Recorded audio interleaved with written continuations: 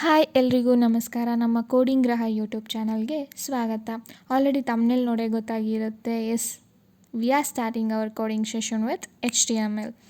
Y HTML ಅಂತ ಅಂದರೆ ನನ್ನ ಕೋಡಿಂಗ್ ಕೆರಿಯರ್ ಕೂಡ ಸ್ಟಾರ್ಟ್ ಆಗಿದ್ದು HTML ಇಂದನೇ. 8 to 10 ಇಯರ್ಸ್ ಬ್ಯಾಕ್ ನಾನು ಕೂಡ ಕೋಡಿಂಗ್ ಅಂದರೆ ತುಂಬ ಕಷ್ಟ ಅಂತಲೇ ಅಂದ್ಕೊಂಡಿದ್ದು.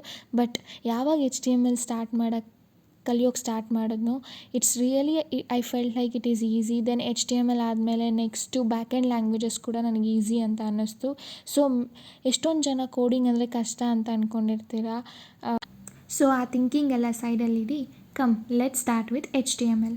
ಓಕೆ, ಫಸ್ಟ್ HTML ಅಂದರೆ ಏನು, HTMLನ ನಾವು ಎಲ್ಲಿ ಯೂಸ್ ಮಾಡ್ತೀವಿ, ಯಾಕೆ ಯೂಸ್ ಮಾಡ್ತೀವಿ ಅನ್ನೋದ್ರ ಬಗ್ಗೆ ಫಸ್ಟ್ ತಿಳ್ಕೊಳ್ಳೋಣ.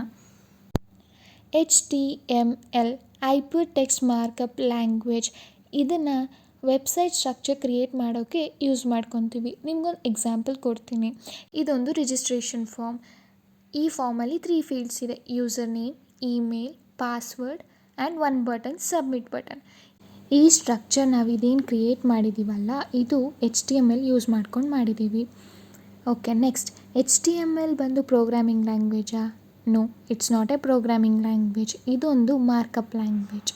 ಓಕೆ, ಮಾರ್ಕಪ್ ಲ್ಯಾಂಗ್ವೇಜ್ ಅಂದ್ರೇನು, ಪ್ರೋಗ್ರಾಮಿಂಗ್ ಲ್ಯಾಂಗ್ವೇಜ್ ಅಂದರೆ ಏನು? Difference between markup and programming language ಅಂದರೆ ಕನ್ಸಿಡರ್ ಸೇಮ್ ಆ ರಿಜಿಸ್ಟ್ರೇಷನ್ ಫಾರ್ಮ್ನೇ ಕನ್ಸಿಡರ್ ಮಾಡಿ ಆ ಡಿಸೈನ್ ಏನಿದೆ ಅದನ್ನು ನಾವು HTML ಮೂಲಕ ಮಾಡಿದ್ದೀವಿ.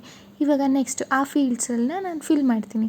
User name, email, password. ಆದಮೇಲೆ ಸಬ್ಮಿಟ್ ಬಟನ್ ಕ್ಲಿಕ್ ಮಾಡ್ತೀನಿ. ನೋಡಿ, ಇವಾಗ ನಮಗೊಂದು ಅಲರ್ಟ್ ಮೆಸೇಜ್ ಬಂತು, please enter A valid format, email format ಅಂತ. ಎಲ್ಲಿ ನಾವು ಲಾಜಿಕ್ ಯೂಸ್ ಮಾಡ್ತೀವೋ ಅದು ಪ್ರೋಗ್ರಾಮಿಂಗ್ ಲ್ಯಾಂಗ್ವೇಜ್. HTML ಬಂದು markup language. Just structure create ಮಾಡೋಕ್ಕೆ, ಲಾಜಿಕ್ ಎಲ್ಲ ಯೂಸ್ ಮಾಡಲ್ಲ.